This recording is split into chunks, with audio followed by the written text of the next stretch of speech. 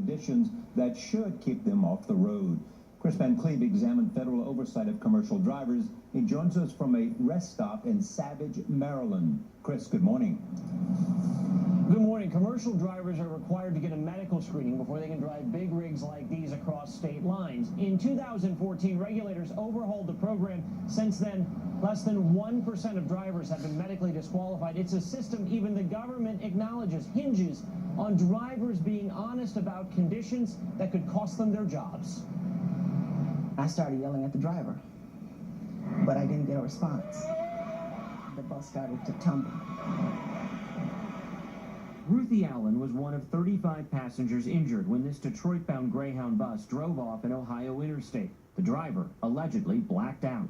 And I looked down, and I saw the bone in my thigh protruding through my clothing. We're upside down. We just left the bus station in Cincinnati. While the crash is still being investigated, the accident report says the driver, Dwayne Garrett, told police he was drinking coffee, started coughing, and lost consciousness. No coughing is heard on the dash camera video. But just a few weeks before the crash, a Department of Transportation medical examiner suspected Garrett might have sleep apnea, a breathing condition that disrupts sleep and leads to fatigue. If untreated, it disqualifies a driver from operating a commercial vehicle like a bus. Garrett got a 90-day waiver and was told to get tested. What did the DOT doctor say to you? He claimed I had one of the markers for sleep apnea, which was he claimed he could not see the back of my throat. Instead, 2 days before the wreck, Garrett went to his personal physician, Dr. Robert Kunkel, also a DOT examiner. He acknowledged the DOT's suspicion about sleep apnea, but Kunkel claims Garrett failed to disclose some key symptoms and this referral to get a sleep test. If Dwayne Garrett would have told you that he was referred to a sleep specialist, would that have changed your opinion about whether he needed further evaluation for obstructive sleep apnea? It would certainly have helped out. A court-ordered sleep test ultimately diagnosed Garrett with sleep apnea. He's now disqualified from driving commercially. Our investigation found cases where drivers left off dangerous medical conditions from the DOT medical form, which the driver is expected to fill out truthfully. Have you drunk any alcohol today? Not for a while. After being involved in an accident, trucker Daniel Scott's medical records show he failed to properly disclose to the DOT disqualifying conditions like alcoholic hepatitis and deteriorating vision.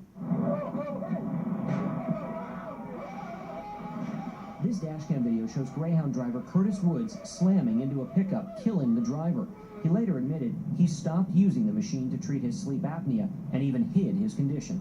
So you may have denied that you had sleep apnea after you had taken the sleep test and been using a CPAP? For a while, yes. CBS News reached out to 24 states, but only 4 had detailed medical information on commercial vehicle crash reports. A review of those reports found there were at least 398 commercial vehicle accidents involving medical conditions in 2013 and 2014 alone. There's a temptation to not fully disclose your ailments for fear that you might not pass the exam. Rose McMurray is the former chief safety officer at the Federal Motor Carrier Safety Administration, or FMCSA, the agency that regulates interstate commercial vehicles. Clearly, American people deserve to have a safe transportation system. They deserve to know that the drivers that are in and around them have been certified as being skilled enough to drive, that they're safe to drive, and that they're medically certified to drive. 2 years after the accident in that Ohio cornfield, Allen is still struggling with devastating injuries. You're allowing this person who could possibly kill people drive a weapon on the highway, and it's just not right. The Department of Transportation says safety is its top priority and it is illegal to fraudulently obtain a medical certificate. Still, even the American Trucking Association has called parts of this program troubling and suggested it needs to be overhauled. Nora?